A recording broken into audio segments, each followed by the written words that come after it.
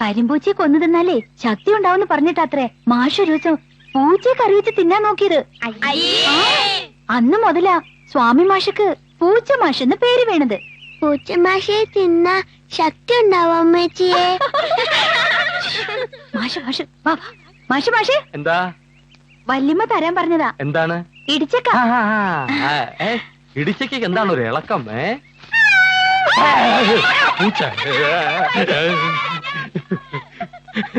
നിന്റെ കളിയൊക്കെ നിർത്തും.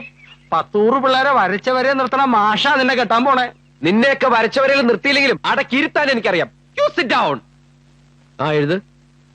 വേദനയുടെയും വിശപ്പിന്റെയും കണ്ണീരിന്റെയും കഥകൾ നർമ്മത്തിന്റെ ആവരണമിട്ട് എഴുതിയ ആളാണ് ബഷീർ. അദ്ദേഹത്തിന്റെ പാത്തുമ്മയുടെ ആട് പോണു. അത് ആടല്ല സാറേ, പ്രിൻസിപ്പളാ. You shut up. സാറേ, പ്രിൻസിപ്പൽ സാറേ. അതെന്താ വെച്ചാല് ഞാൻ പറഞ്ഞു. ഹലോ സാറേ, എന്താ കളം ചവിട്ടി കളിക്കാണോ? ഒരു കാര്യം പറഞ്ഞോട്ടെ, ഇന്നലെ സാർ എന്ത് പണിയാ കാണിച്ചേ? 2 മണിക്കൂറാണ് ഞാൻ അവിടെ വെയിറ്റ് ചെയ്തത്. വേണു എന്നെ കാത്തു നിന്നത്? എന്റെ സാറെ, ഹോട്ടലിലെ പറ്റി തീർക്കണം, പിന്നെ ഈ ലൈബ്രറിയിലെ മെമ്പർഷിപ്പ് ഫീ പുതുക്കണം.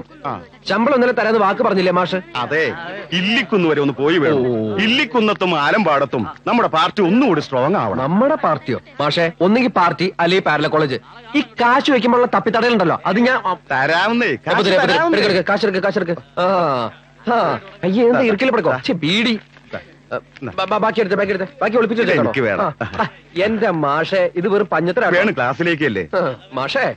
ഇത് വഞ്ചനയാണ്, ചൂഷണമാണ്. വർഗസമരം നടത്തുന്ന പാർട്ടിയുടെ പ്രതീകമാണത്രേ. ഒരു കാര്യം ഞാൻ പറഞ്ഞ കാശ് തന്നില്ലെങ്കിണ്ടല്ലോ, ഈ താടി മുഴുവൻ അടിച്ച് കഷണ്ടി തലയിൽ വെക്കും.